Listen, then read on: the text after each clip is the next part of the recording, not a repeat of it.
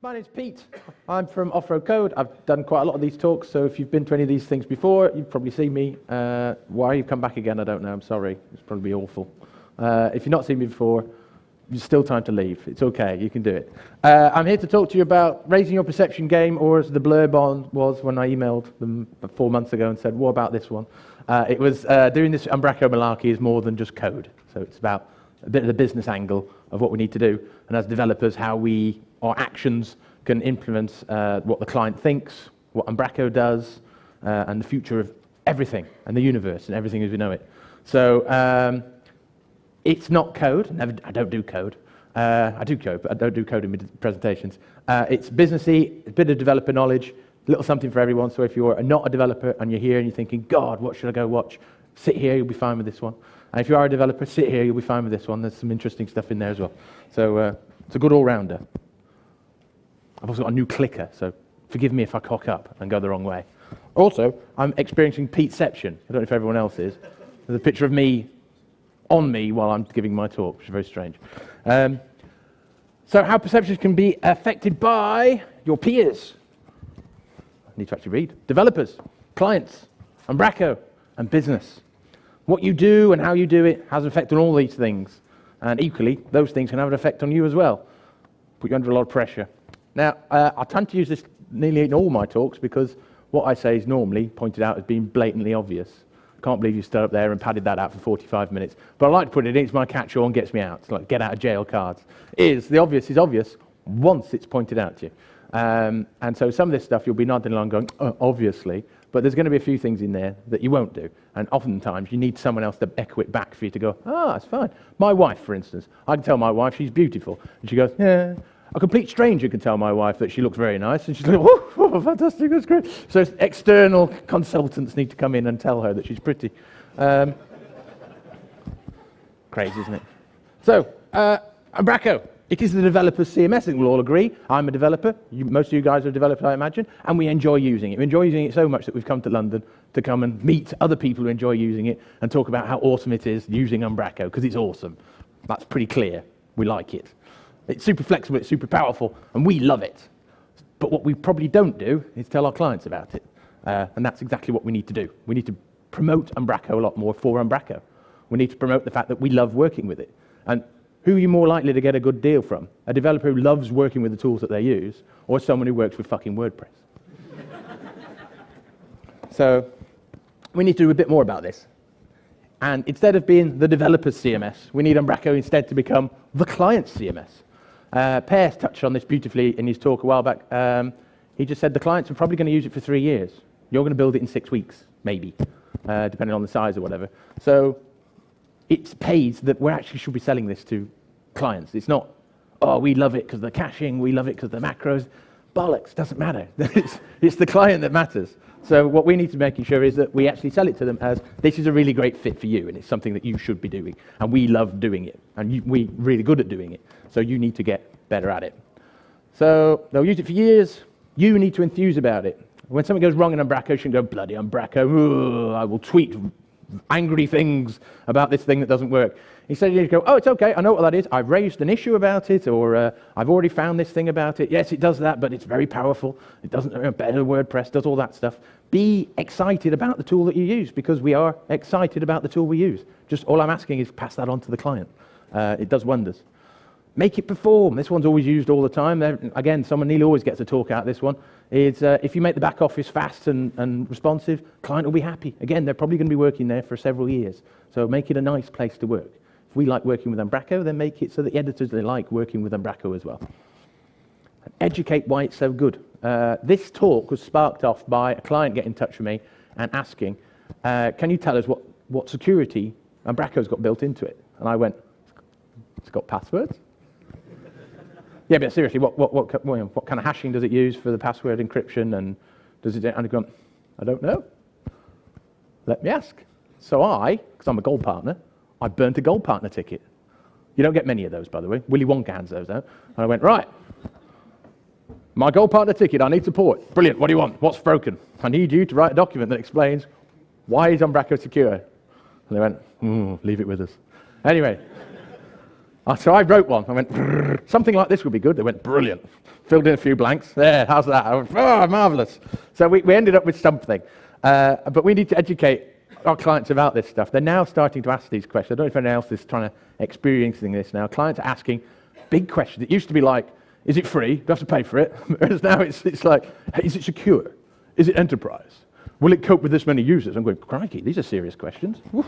Never had these before. So it's growing. That to me gave me the impression that this thing's getting bigger, and clients are now interested in it, but they're asking awkward questions that we don't necessarily have the answers for, because we're developers and we like talking about how fast the caching layer is, when instead they're like, we don't care. Am I going to get hacked? Which to them is probably a more important question. So Umbraco's growing. I'm going to move that cursor, it's really doing my head in. Umbraco's growing. This will get covered probably in Niels' keynote. I know, because I saw it in Amsterdam, so I'm guessing he's probably not changed it that much, so there'll be a bit about it. Damn, didn't know you were here. And it's growing, and this is a good thing, because it needs to. It's getting very, very big now. A lot of mortgages, as I told Per Niels a couple of years ago, a lot of mortgages ride on what you do now. So could you stop tweeting random things? And it needs help to grow as well. And they're very clever. They've reached out and they've actually got some help. It's healthy to have a growing Umbraco. And this is the important one. I mentioned this help. One of them's in the room. Umbraco have hired some suits. I know. We're developers, right? We like code. We don't like the suit guys. Well, Umbraco have hired suit guys because they needed to. Because let's face it, well, if you've ever hung out with Niels, he's okay, but he's done marvellous to get this thing as far as it was. But he needs a hand because it's got really big. As he says himself, this was never meant to happen. This is a total accident. He just wrote some code one day and look what we've got. So they needed some help. So they've brought in some business guys who actually know how to do this stuff. The danger of this, and one of the things I want to talk about perceptions is that we go, it's now us and them. They're suit guys. They're coming in. They're taking over our stuff. It's a bit like when a band you're really interested suddenly goes big. And then people you don't like suddenly saying, oh, have you heard the new album? It's amazing. You go, fuck off, I was there at the start. I went to that gig when they only played 400 people, and then they get down for encore number 3 and did the acoustic version, right? It's a bit like that. You're kind of like, well, it's my baby. I don't want it to grow. I don't want it to do that. Who are these people coming in and ruining this thing? Well, these people are really good people. I've met them a lot because I'm a gold partner, so they come out and see me now. I met them at Code Garden. I made sure that they were very, very welcome because I knew how important they were to come. And I don't call them suits. And we shouldn't call them suits. They're not suits. They're Umbraco. And we need to treat them and welcome them with open arms. This is needed. We need to look after it. They're going to take it to wonderful places. Because we like making Umbraco, right? Remember, it's really flexible. It's really awesome. We love working with it. Well, we can continue to do that if it grows. There's going to be more awesome projects to do, more clients and everything else. It's going to be a real cool journey. But we need to look after them. So, your perceptions become reality. This is a great line that was given to me by a friend of mine when I was ranting about a client. And I said, he's clearly mental. He's clearly broken. Something seriously has gone wrong with his head. And he said, no, it's just he thinks you're doing this, and his perceptions have become reality. And I went, oh, of course, he's just seeing it like that. And I had to get the empathy, is that the right word? I had to put myself in his shoes and imagine what it'd be like to have had some sort of horrific brain damage that he's clearly gone through for him to end up in the situation he is. So, what we really want to do is if perceptions become reality, then we need to manage those perceptions so that we can give the best example of reality that we want to put forward. There's a name for this, especially in England, as we know. It's called Spin Doctor. Sounds a bit dad, doesn't it? Now, for those of you who may know me, I once was on Robot Wars. And my robot was called Spin Doctor. So it all links. This is brilliant. I was then going to put the video on, but I think the Wi-Fi is pretty iffy here, and I'm not going to risk it. But there is a video of me with long hair, looking very young, getting very excited when I knocked off Matilda's tusk. If you want to watch it, just YouTube. We need to become spin doctors, and we need to make sure that we manage the perceptions. So how can your actions damage the perceptions to the client and to the bigger world? So we have peers and best practices. Peers are a wonderful thing. There's a lot of them in this room, I don't know if you noticed. We can put pressure on ourselves that constantly comparing ourselves with our peers, and we have to be careful of that because that constant pressure can make us do decisions that aren't necessarily very wise because we feel like we ought to. And that can end up damaging the work that we do. So it's okay to be behind the curve. Now, I've done some talks about React, and when I did, everyone was like, oh, React, we have to do React. It's like, well, that's like a year and a half ago now, in internet land, that's a lifetime. If you're still not working React, it's okay. Don't worry about it. You're not missing out on anything. It's just bloody JavaScript at the end of the day. Wherever the crazy new technology is, that's fine. It's okay not to be at the bleeding edge all the time. So if you haven't played with model builders or Ditto, it's always on your to-do list of maybe. I'm just dropping technology here. If anyone doesn't know, it doesn't matter. Could be talking about biscuits. It really doesn't matter. It's just like types of biscuits you want to eat at some point. But it's okay not to be at the cutting edge of biscuit technology. You can just get on with the job. Because when you chase biscuit technology, you start going into best practice land. And that gets very, very expensive, as well I know. Because I recently went into best practice land, and I've gone for tubeless tyres on my mountain bike. Ooh, what's this got to do with developing? Well, I broke my wheel because I used a screwdriver on it. I've gone through 4 sets of tyres. I've gone through 2 sets of wheels, trying to go tubeless. Also, I don't get punctures. It's crazy, isn't it? Never really had punctures anyway. Just don't really drive my bike that hard. But everyone said, you've got to go tubeless, it's the future. So I've wasted a considerable amount of money in weekends and wheels to try and go tubeless. I'm now tubeless. I've got a setup that works. It's really exciting. I never want to change it on the trail, but apparently I never will, because I'll never get punctures. Ironically, I've still got to carry an inner tube, though, just in case. So it's like pointless, isn't it? Anyway, that's the point. At best practice, I'm actually really angry about tubeless tyres. I don't recommend them at all. Especially when I found that when I took the tyre off, saying, why is it not staying up? Oh. Anyway, best practices can be very expensive. And yet in the mountain bike magazines and everything else, they're saying it's the future, you've got to use it. If you're not using it, you're a mug. So I thought, I best get on this, best have a go. And actually, you know what? Inner tubes work just bloody fine. They have done for me for the last 35 years. I should have just stuck to inner tubes. Had a bit more time riding my bike rather than swearing at 11:30 at night. In my dining room with my wife, looking at all the gunk that had gone everywhere. And anyway, guess you had to be there. So choose working practices over best practices, please, if you can. Always fine. I'm a big fan of that. Just because it's easy. It gets shit out the door, doesn't it? Clients don't care how you did it. They just want to get out the door. It's always bad when I say that, because then everyone says, oh, you're a gaffer tape developer, are you? Get it out any which way. I go, no. Get it out working.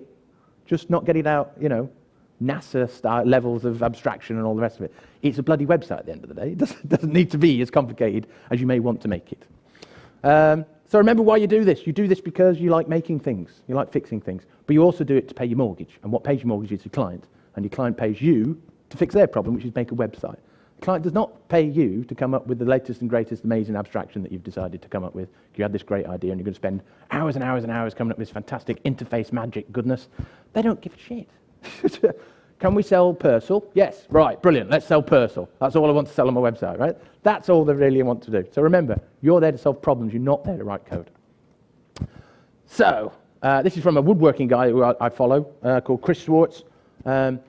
He says, sharpening your tools is not the reason you own tools. You own tools to cut wood, which I thought was a genius. It's a bit like if you're a bit of a magpie, developer magpie, where you cat together all the latest frameworks or using all these latest things. You're normally that guy who says dependency injection at all times. So it's like, I think dependency injection would fix this. It's like, why? Can't we just cut and paste that in or do whatever else? You haven't always got to keep throwing all the tools on it. That's not why we code. We code because we're trying to solve a problem. So it's not just the code. Your communications and actions can have an effect on your business, not just your business, but also your client's business as well. You have to be very careful about what you do. Very easy for us to just worry about the if statements. You need to take some action of your ownership of your actions even. That basically means you don't go, oh, I don't know, oh, I didn't test that, no, I didn't do that. It's like, actually just say, yep, I've fixed that, I've tested it, it's all good, right? Have some ownership of it. And when someone says it's broken, don't go, oh, it wasn't me, it worked on my machine. Instead say, I'll look at that now, right? Take ownership of that problem and earn a bit of respect from other people because you are following through on something. Be sure most of the time. How often do you ask a developer, it's like, will it do that? And they go, I don't know, I'll have to check. 90% of the time it's like, maybe, maybe not. Yet we live in a world of noughts and ones, truths and false. And we're always like, oh, well, it's a computer, it only does exactly what you tell it. I think you must be being stupid when you're not clicking the right buttons. It's like, no, hang on a minute, just for once in the meeting when someone says, well, will it do that? Say, yeah, it'll do that. It'll do that, no problem. Or I'll make it do that, right? Be sure about something for once in a while, because that gives a wonderful perception to the client that, oh, they really know their stuff. They're really all over it. By the way, part of managing perceptions is sometimes you have to lie. You have to say you're very sure. There's a nice one, which is you can, instead of saying no problem or no worries, you say certainly. Gives it a little change of word, means a totally different thing. That is definitely going to happen. Where no problems is a negative with a negative. It's like, no, that's a negative. problem. That's a negative. So no problems. It's a strange play on words, but it's a nice little thing I was told a while back, and it just sort of changes the way you think about things. So instead, be sure. Will it do that? Yes. Sounds good, doesn't it? Never blame a third party for an issue. I have this a few times with some of my boys. We do a lot of deals with third party stuff. All too easy. They go, it's their API. It'd be broken. And it's like, are you sure? Are you sure? Back to sure. Are you sure it's their API? Because if I pick the phone up and go, your API is broken again, and they go, no, it's not, you're pointing to the wrong domain, right, then you're not sure, are you? So go be sure, and don't blame a third party. Never blame a third party to a client to cover your own arse either. Had that done. That really comes back and bites you. It wasn't me, honest. And good enough is good enough. Massive proponent of this. I hate best practice. Good enough is good enough. Get out the door. Client's not paying for a Rolls Royce. Well, they might think they are, but... And don't just kick the ball out your area. How often does this one happen? It's like, ooh, add checkbox on website, done. It's like, does it do anything? Well, I don't know, it's not my job. You just said put a checkbox on. You're going, oh, honestly, do we really have to lead you by the nose with all this stuff? Now, I did this talk in Amsterdam at the Dutch Umbraco User Festival, or DUG.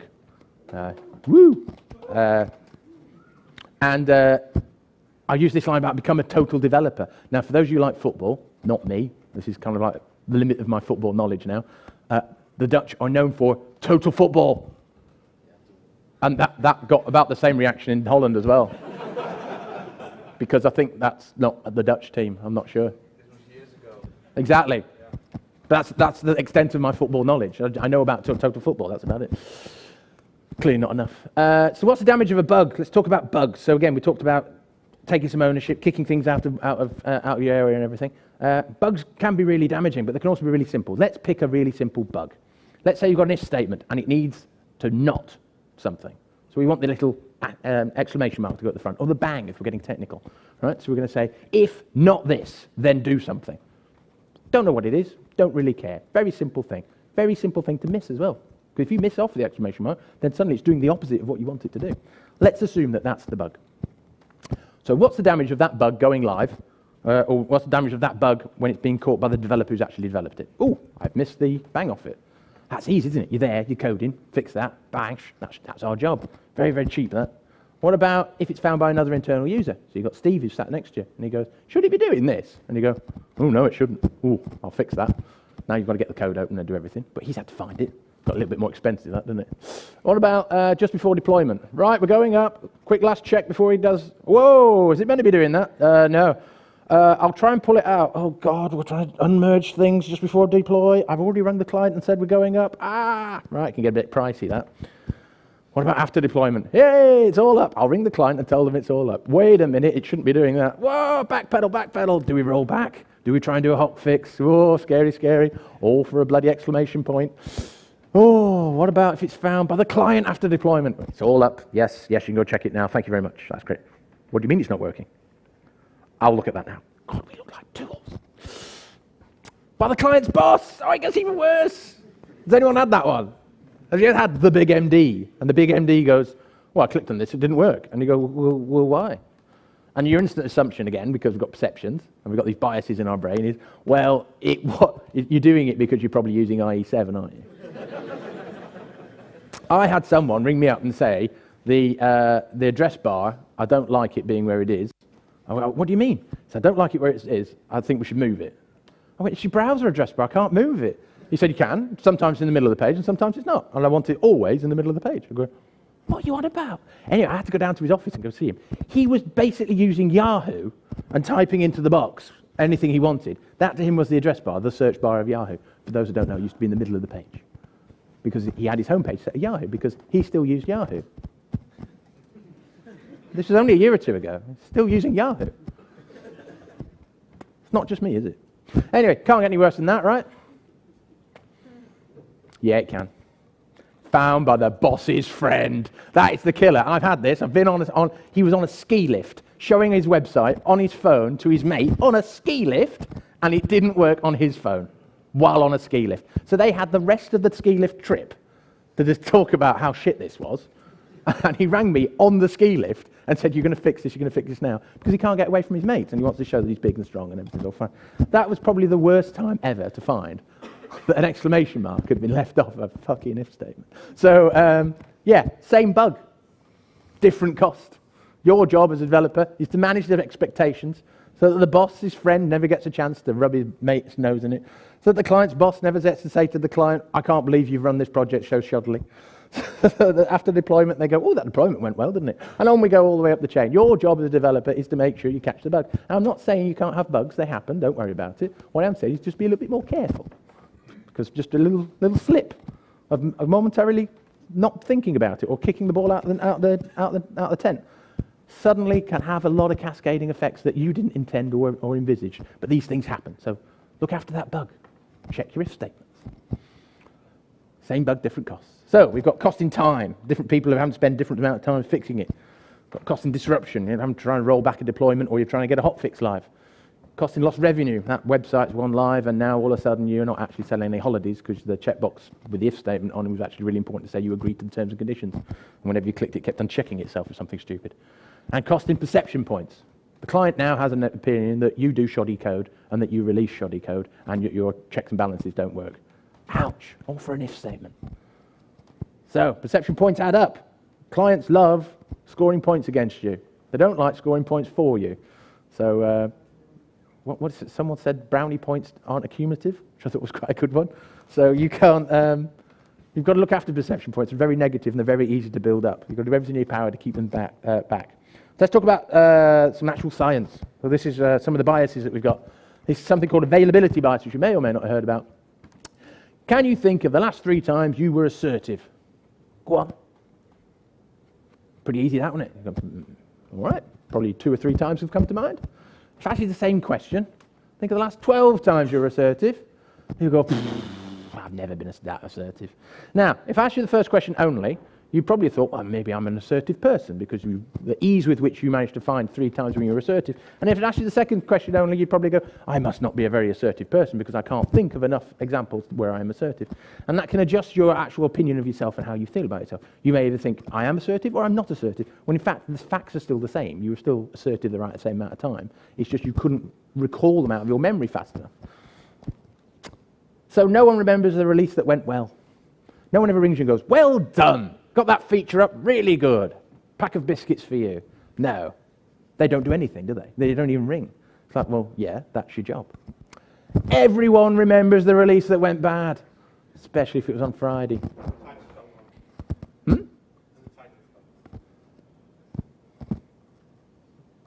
What's wrong? Oh, yeah. I was managing perceptions. Thank you, Craig. Perceptions of my inability to spellability. So we have similarity bias. This is another good one. Similarity. So your brain is really lazy. I know you don't like to think so because developers are really smart. We're really lazy. Your brain does all sorts of tricks to try and just save itself effort. It's a permanent teenager. It just doesn't want to do anything. So it's easier to find things that are like something you already know than it is to actually have to think about it and engage your brain properly and think about things. So this includes numbers and facts. This is why Trump's nearly president. No one fact checks him, and even when they do, they don't care because he's saying the right things. He thinks like me, right? So similarity. So you broke the last release.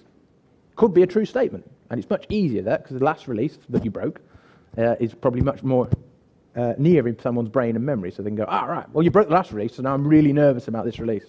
And it's like, it was an if statement, dude, relax. We fixed it. Go, no, because you broke the last one. I think you break all releases. Really, really bad. The correct thing might be that actually, well, over the last year, we've only broke 2% of the builds. Well, that's a powerful number, isn't it? People don't like thinking about that, though, because that takes effort to go and get that stat. So instead, they just go, you broke the last build, and now my perception is that you're a flaky developer, and I don't like you and your company. So you have to be careful with that one. So perception points. What sort of damage can we do when we start racking up these perception points? My gut feeling is if you cock up a release, even if it's just an if statement that is showing or not showing a checkbox or whatever, it takes 5 good releases until that gets forgotten about. But even then, that can be brought back up at any time, a bit like anything that I've ever done with my wife. Amazing a memory for all the things I've done wrong. Does anyone else do that thing where you get really angry about? It's like Buckaroo. It's like one little thing gets you really, really angry. but then you can't tell them about it because it's like, if I tell you what stupid little thing I'm really angry about, you'll think I'm mental. But it's just a case of, well, it just tipped me over the balance. There's lots of things. Name them. I can't name them. I can remember this tiny little thing, and now I feel completely stupid. And then you end up not arguing after that because you realise you are actually very stupid. So if it takes 5 good releases, that's quite a lot, isn't it? And if you do another one in the meantime, in that 5, you're in a whole world of pain. So I think something's dropping. Anyway. And the other damage is, well, when's your contract up? So if you're doing dodgy releases, because that if statement that you didn't do, and then I'm going to have to change my mic. Something's tickling me. There we go. It's fallen off me ear. Right. If your contract's up for renewal and you have done a bad release, or your last release has gone bad, or you did a release 3 months ago, they'll still pull it up. But as long as it's further and further away, they'll think, well, actually, these guys might be all right. Go on then, we'll do it. Let's say it's not that. It might not be contract. It might be that guy, whenever he works on my stuff, seems to keep breaking stuff. My perception is he's a breaker, so I don't want to pay full rate for him. So I think you need to give me a reduced rate for that guy if he's working on stuff. Even better, I'd rather he didn't work on it at all. I'd want this other guy to work on it because they seem to do stuff really fast. We've got a client at the minute is obsessed that one of our developers, when she's on it, is amazing and the project goes wonderful. She only does like 10% of the project, but the difference is she's really chatty. So all the Trello cards get updated, emails get sent, she's in the Slack room saying, I'm on this, the deployment's been done. The other guy who's actually doing all the work, he's just quiet as a mouse, chugging out work. But he does like one deployment a day, like one big push into source control, which I hate. It's like a big, I'm now going to push everything I've done today. Where she'll push throughout the day. So in the Slack channel that we have integrated, so we can see what's going on. As far as the client's concerned, that's their window into their world. That's their perception. That's their reality. Is they're seeing, Janae has done a push. Janae has fixed this. I fixed this thing. Janae has released. Janae has done that. Janae has done this other thing. Janae is fucking awesome. Kyle, who's busy chugging away at all the really hard JavaScript stuff, Kyle has fixed something.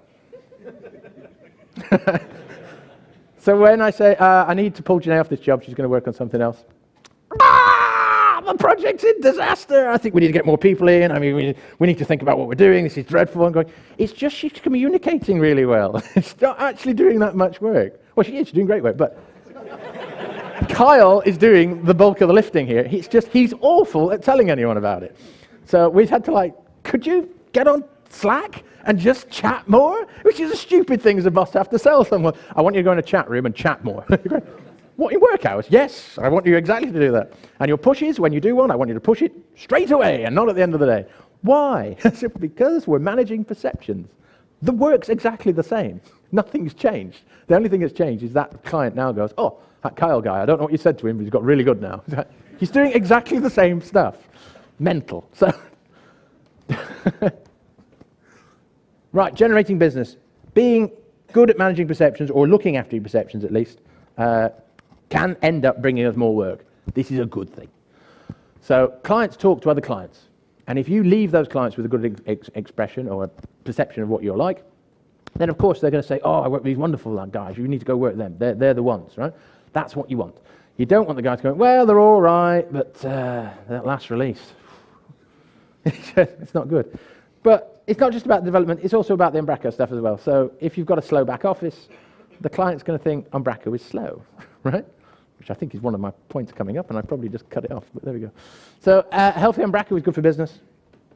As we said, Umbraco are bringing in some business guys. They're trying to grow.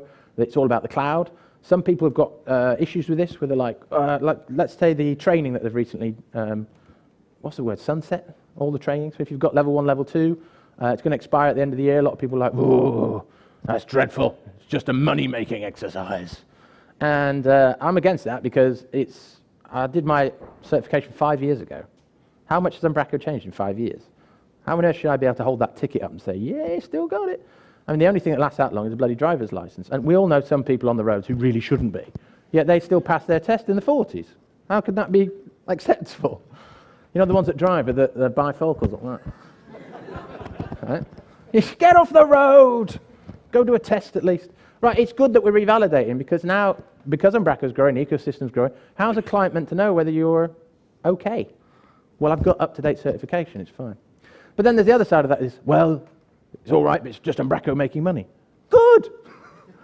I pay my mortgage with Umbraco. Umbraco deserves to earn money. We deserve to look after it. It's why I'm a gold partner. Don't really get much out of being a gold partner. Sorry, gold partner, friend. But I give a lot out of being a gold partner. I love being a gold partner. It's my give back to a product that A, has given me a wonderful community, amazing drinking partners, and I've travelled the world with Umbraco. Why the hell wouldn't I want to give them a bit of cash? They deserve it. So go on the training. Convince your boss I need to go on this training because it's great. You get to learn the decent, more up-to-date way of doing things. It's exactly what we should be doing. It makes a healthy Umbraco, a healthy ecosystem. This is good stuff. It's good for jobs. I feel like a politician when I'm doing that. It's good for jobs. Right. We're going to build a wall, people, around WordPress. So, good Umbraco means people are asking about Umbraco. Perception of Umbraco is that it's doing well and it's strong.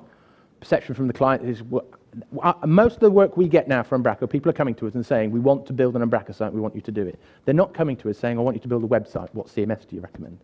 The name's got out there, or our name's got out there, one of the way. People are actually asking for it by name now, they're wanting it. That's a big sea change that I've felt in the last couple of years. It means it's made it, it's landed. So no longer is it the niche CMS that was a bit quirky, it's a big player now, it's doing really, really well. I'm sure Neil was saying in his keynote, it's like the biggest .NET CMS, is that right? Yeah. There you go. And so it's good for jobs, and it's good for jobs. This one's always a tricky one, because I am a boss, so I have to talk about this. It's good obviously for a company to get clients to come in, but it's also good for developers, in that the more people out there who are doing Umbraco as other agencies, the more opportunities you have, if you don't like your job, to go elsewhere. Sorry, other bosses. It's just a fact. You should up your game and make sure you're a good place to go work. That's a good way of keeping them. But it's good for jobs. If we've got lots of clients out there, there's lots of work going around, it's a good ecosystem, it's going to attract more good talent. We're very lucky with the community. We've got fantastic people here, but we always can do with more brains and more ways of looking at things. So the bigger Umbraco gets, the more brains will come in. We'll also get a bit of chaff as well, but don't worry. We can spot those. We'll kick them out. So be mindful of your actions. Everything that you do, that bug that you didn't fix, that Trello card that you just checked was done, but you didn't really check it on live, all have an effect, all have a cascade. In everything that we do. When we're here and we're partying, today, manage some perceptions. We're meant to be the friendliest CMS. Go up to someone who you don't know and purposely stick your hand out and say hello. Buy them a beer. No one buys me beer. Buy me beer. All right? It's really easy to do. It's hard to do. Everyone says, oh, how do you get up and talk? And I say, you just start. Just get up there and do it. It's the same when you've got to meet these people. If we're a friendly CMS, let's go be a friendly CMS. I think that's about it. Any questions about perceptions? It's an odd one, isn't it? Who would have questions about perceptions? Silence. Excellent. Yes? So how do you sell Umbraco over WordPress? I say WordPress is shit.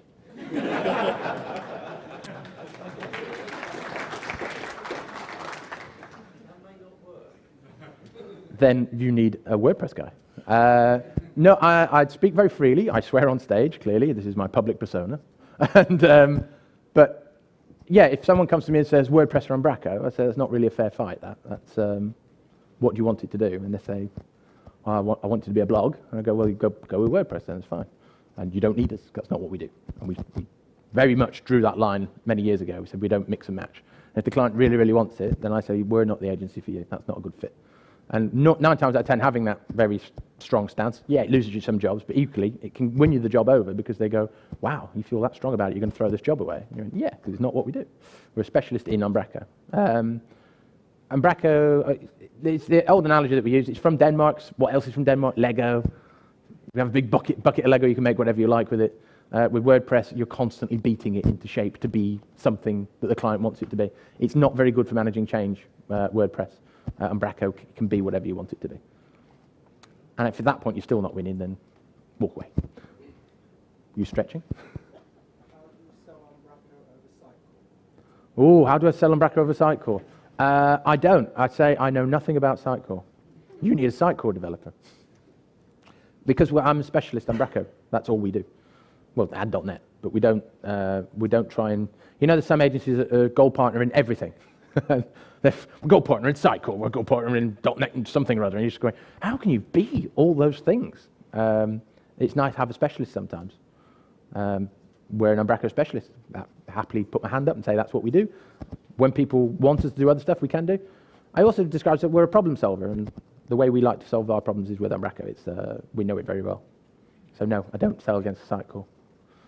My question, although it sounds flippant, is I work for a fairly large public local authority, and we have such things as a dynamic CRM backend with a lot of varied kinds of data into.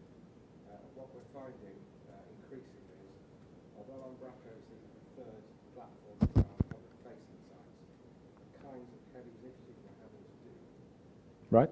doesn't always sit well in terms of integrating it with things because we're a Microsoft-heavy organisation. So, We're hitting these problems where is this a question, by the way? Or questions, not essays. it's a slightly complex question, but a serious one. So there's a kind of a mismatch between what we want to do and the sheer open-endedness of Umbraco. I was wondering if you've got any comments or thoughts in terms of managing that. The fact that let's try and get the question out there. So the question is, you're struggling with Umbraco due to the size of data that you're pumping around. If it's like you want a one-on-one about it, I'll happily pick this up afterwards because it sounds like you need a bit more. And equally, you're in a room full of people who you can ask about that. But yeah, I don't know. Sounds like we need a beer. Any more? Hey, drop the mic. Not only just finished early, it's unbelievable. I nearly always overrun. I could still make it. So a man walks into a pub, and I've done it. In that case, thank you very much for your time. Enjoy the rest of your day.